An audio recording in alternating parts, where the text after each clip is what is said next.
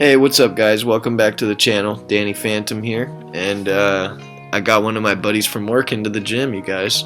He was seeing what I did every day. He's like, man, I'd really like to do that. And I said, well, you might as well just come and do it then. So Sunday, when we had the gym to ourselves, he came along for the ride. We went and got our hair cut and then went to the gym after. It was a pretty cool day.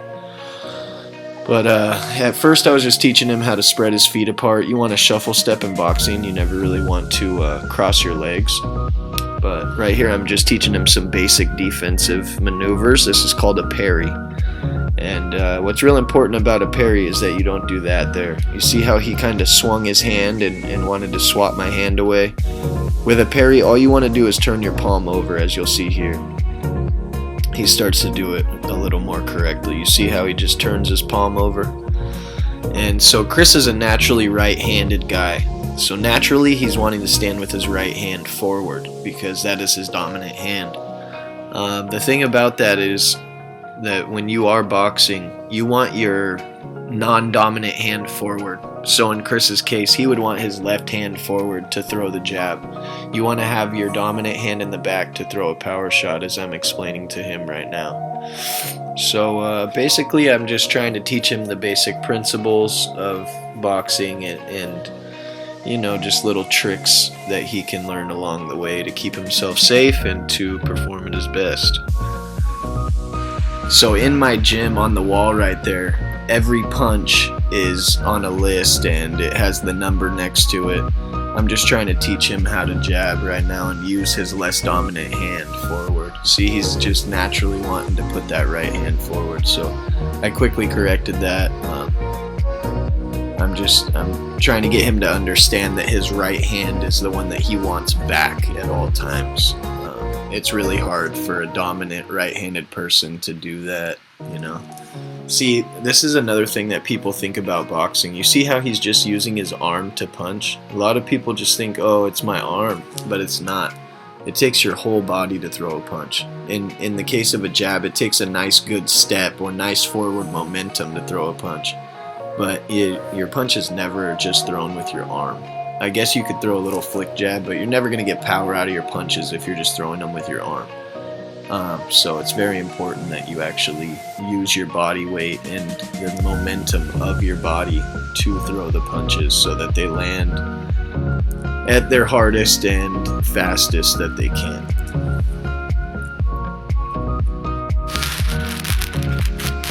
It was really cool having him in the gym.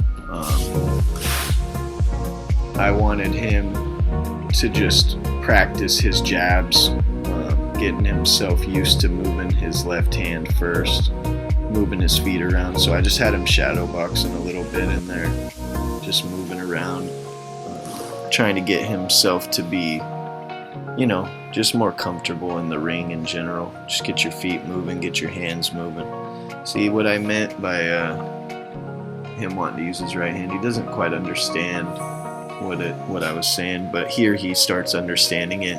I'm telling him that when you do jab, you always want to take a step with your jab so that you can get inside on your opponent.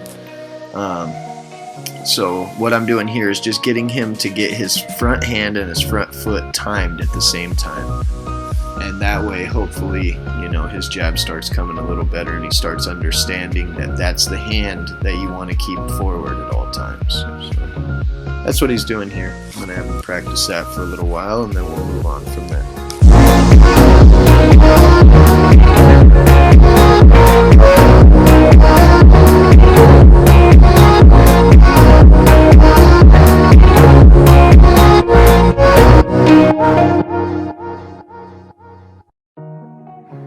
It truly is what it looks like when someone comes into the gym and they've never been trained to punch, you know. A common misconception in fighting and in boxing is that you punch with your arms, and so most people that come into the gym for the first time, they're wanting to just swing their arms to punch, and in all honesty, that's not the case. It takes all of your whole body to throw a proper punch, to turn it over. Hey. We'll see. You know, the biggest thing about boxing and the hardest part about it is the dedication and being in the gym and getting yourself to go and put the work in. You know, it's real easy to say that you'll do it. It's a lot harder to act upon it. So, you know, talking about it and being about it are two different things. I'm about to wrap my hands up and we'll get a bag up real quick and we'll see what this kid can do on the bag. Let's find out.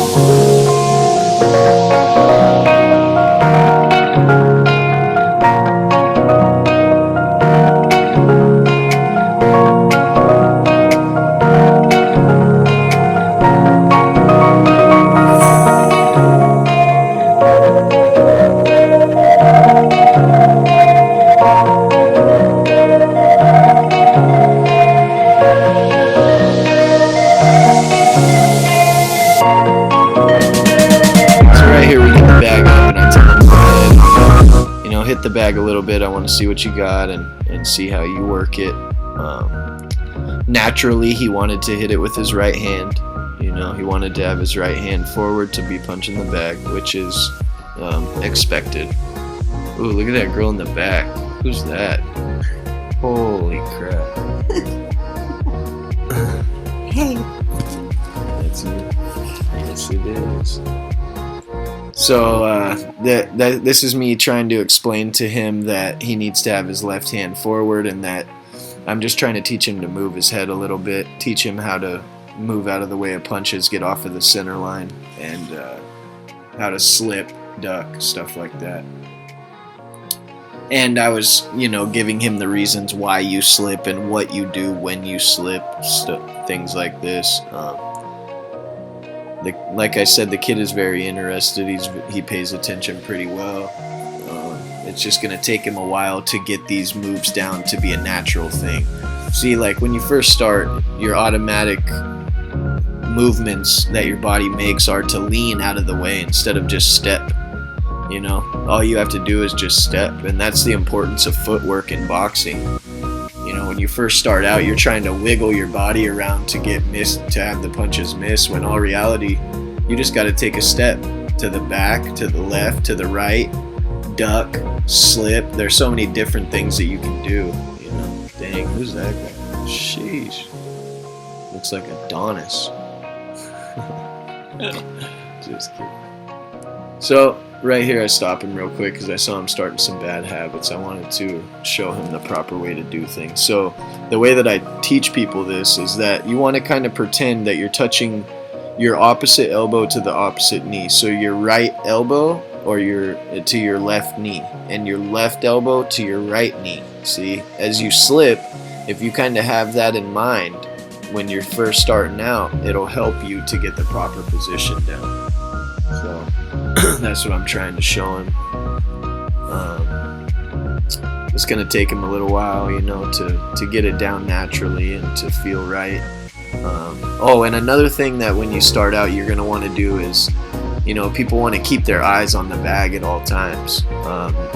One thing that's real important in a fight is that you use your peripheral vision and you're not trying to twist your head to see your opponent. In this case, the bag being your opponent. He's always wanting to keep his eyes on the bag when you don't need to do that. You can just kind of see it out of the side of your eye if you even need to. Because if you're slipping right and you're doing the proper head movement, you know where the bag is without even looking. You know where it's at. You know where the punch is coming from. You see all of it in real time. And your body gets natural with the movements of getting out of the way.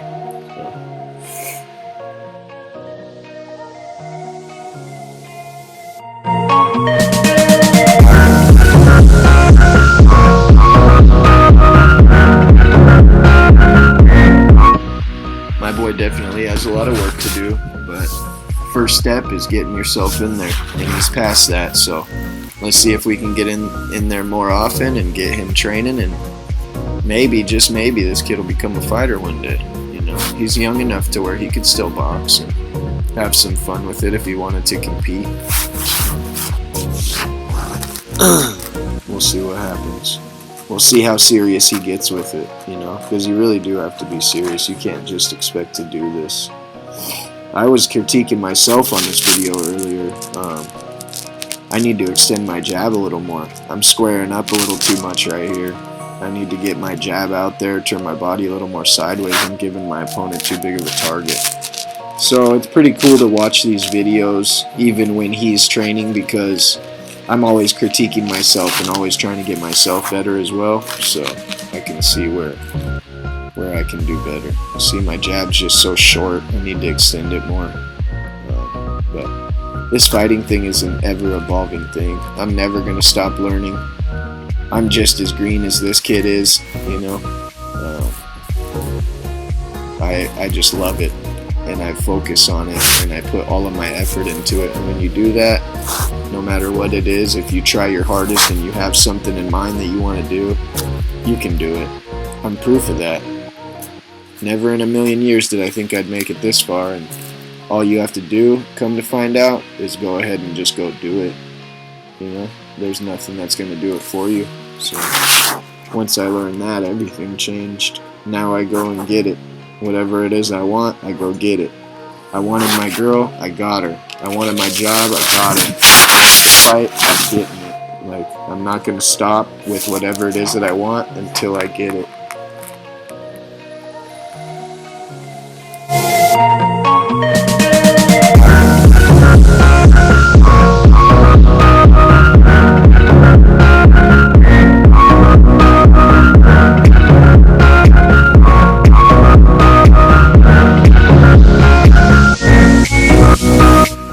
So I let Chris just kind of work on the bag a little bit, you know, see what he had learned, if he was taking anything into consideration that I had been teaching him.